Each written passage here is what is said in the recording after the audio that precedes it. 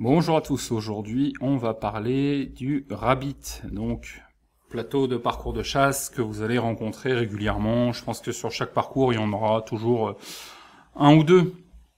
Donc quelques conseils pour le casser, ce plateau qui souvent provoque peut-être une petite tension, une petite appréhension.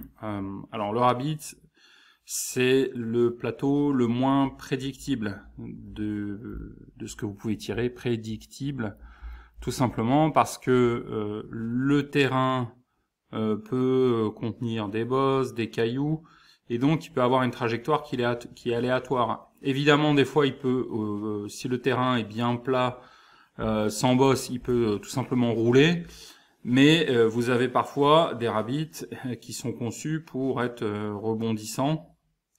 Et là, c'est tout de suite complètement aléatoire, c'est-à-dire qu'entre plusieurs projections du plateau, eh bien, vous allez avoir à chaque fois des schémas de rebondissement qui vont être différents.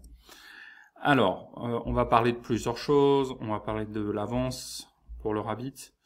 On va parler de la méthode de tir et de l'endroit où il faut tirer pour essayer de le casser. Avance, méthode et l'endroit. Donc, en matière d'avance, il faut savoir un truc, c'est qu'un rabbit, c'est un plateau qui est lent. C'est un plateau qui va beaucoup moins vite qu'un plateau qui est projeté dans les airs. C'est un plateau qui va 2 fois moins vite. Et moi, le conseil que je vais vous donner, c'est que si ça va 2 fois moins vite, mettez 2 fois moins d'avance. On va dire que sur un traversard classique qui vole dans l'air comme ça devant vous, de gauche à droite, vous allez mettre un bon 1,50 m, voire 2 mètres d'avance en fonction de la distance du plateau, voire beaucoup plus si le plateau est encore plus éloigné. Sur un rabbit, on va être donc à des niveaux d'avance qui sont beaucoup plus faibles. On va être à 0,70, 0,75 jusqu'à 1 mètre max si le plateau est éloigné. Alors je sais que ça peut paraître étonnant, surtout si le rabbit il est à une trentaine de mètres. Vous allez avoir envie de mettre beaucoup d'avance, mais il ne faut pas en mettre autant. La règle, c'est que à distance équivalente entre vous et le plateau, vous allez mettre 2 fois moins d'avance que sur un plateau classique. Ok ? Donc ça, c'est pour l'avance. Ensuite, en matière de méthode de tir, qu'est-ce qu'on peut faire? Alors, si on a le sol qui est ici, je vais essayer de faire une ligne droite, voilà. On a notre plateau qui va rouler, ok, donc il va par là. Et on va dire qu'il y a des petites bosses, des petits cailloux, des petites bosses dans le terrain qui vont faire que le plateau, il va commencer à avoir une trajectoire rebondissante et donc aléatoire. Ok, il va faire ça, boum, il va rebondir, il va rerouler, il va rebondir. Ok. Donc, on a dit déjà 2 fois moins d'avance, mais surtout la méthode de tir. Il faut savoir que si vous avez une trajectoire aléatoire, il y a franchement une méthode qui est supérieure aux autres, c'est l'avance maintenue.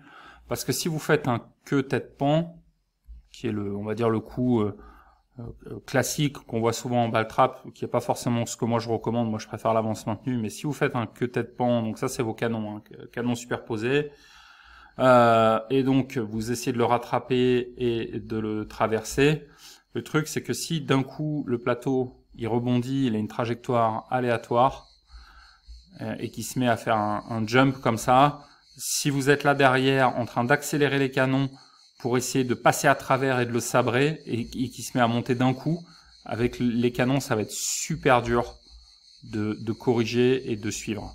C'est quasiment impossible d'y arriver s'il y a des trajectoires vraiment rebondissantes, très aléatoires, en partant de derrière. Alors que si vous êtes devant, donc quand vous appelez, vous êtes déjà devant, hein, ça l'avance maintenue, hein, ça consiste tout simplement à remorquer le plateau, hein, on entend parfois le tir à la remorque, c'est un peu ça. Hein. Donc vous êtes déjà devant et que le plateau il fait un jump, c'est beaucoup plus facile en étant devant de corriger la trajectoire des canons. Donc au lieu de partir de derrière et d'essayer de rattraper le plateau et de le sabrer, épauler devant et essayez simplement de synchroniser votre vitesse avec celle du plateau. Et même au niveau de l'avance, ça sera beaucoup plus simple à gérer en faisant comme ça, puisque finalement, gérer l'avance, c'est beaucoup plus facile. en étant devant, puisqu'il suffit d'accorder votre vitesse à celle du plateau, alors que si vous êtes derrière, bah, vous devez rattraper le plateau, donc vous devez aller plus vite que le plateau, donc l'avance c'est plus dur à gérer si vous êtes en train de dépasser le plateau.